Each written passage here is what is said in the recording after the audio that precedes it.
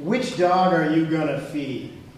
By now you must have heard the old wisdom story about the two dogs.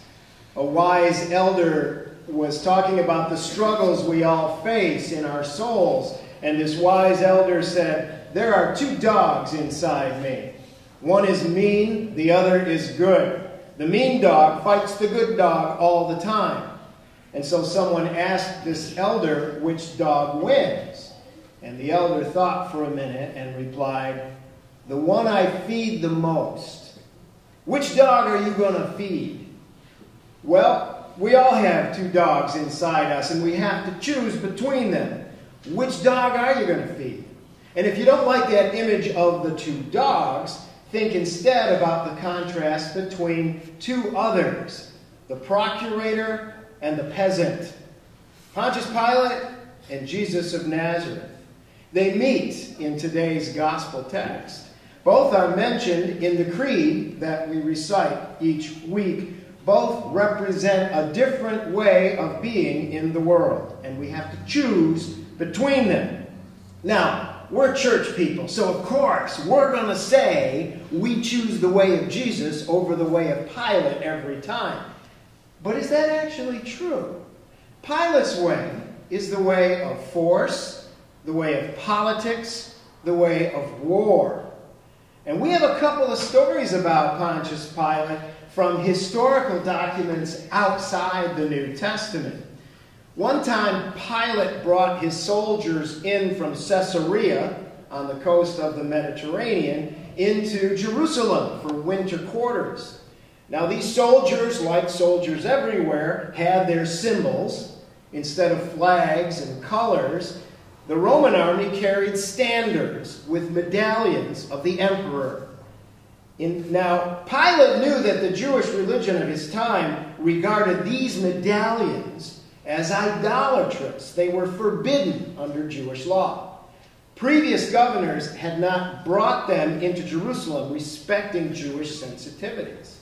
Pilate did not respect the Jews. He had his soldiers bring them in during the night. And so the next day when they were set up in the city, the people were outraged. They protested. A giant crowd gathered together for what we would call a sit-down strike. And it lasted 5 days and 5 nights. So Pilate sent his soldiers out among the crowd and then threatened them all with death if they failed to disperse. The crowd immediately and simultaneously offered their necks to the swords of the soldiers. They were ready to die instead of surrender on what they saw as loyalty to the law of God. Pilate had to give in rather than massacre so many people. Well, the next Pilate story comes a little later, and it shows that Pilate learned his lesson. Pilate took some money from the temple treasury and used it to fund construction of an aqueduct. He knew there were going to be more protests, and there were, but this time Pilate sent his soldiers out to mingle with the crowd in civilian clothing without their swords. Instead, they had clubs and cudgels. He had the crowd disperse by beating them into submission, but without a bloody massacre. This was Pilate's way, the way of force and politics and war. Now, we've seen that strategy in every period of human history and in every human gathering of people and of nations. Which dog are you going to feed? The mean dog or the good dog? The procurator or the peasant?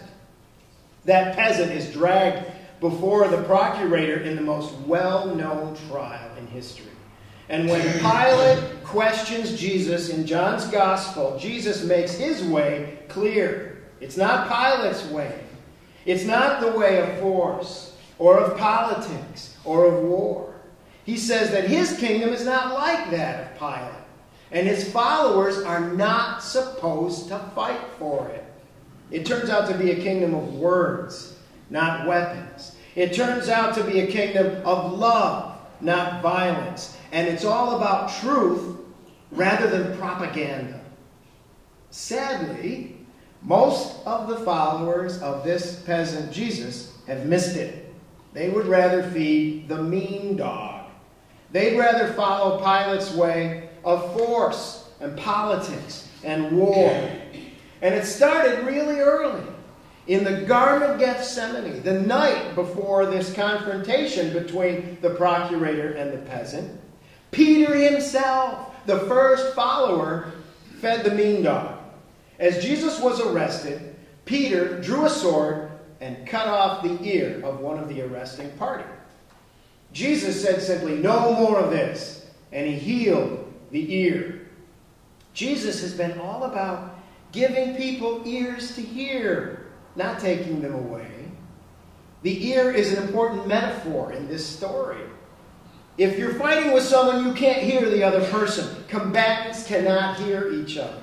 Ears must be restored for dialogue to happen and for violence to end. But Christians down through the centuries have more often been followers of Pilate and Peter rather than followers of Jesus.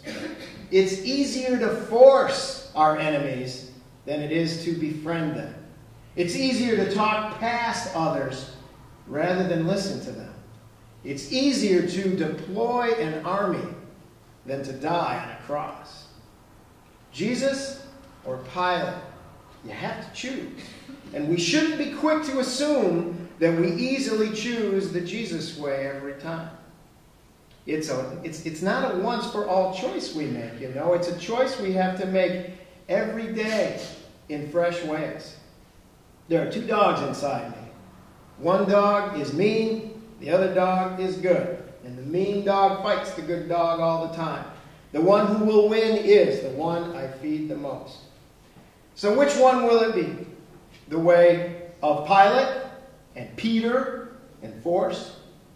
Or the way of Jesus and suffering and love?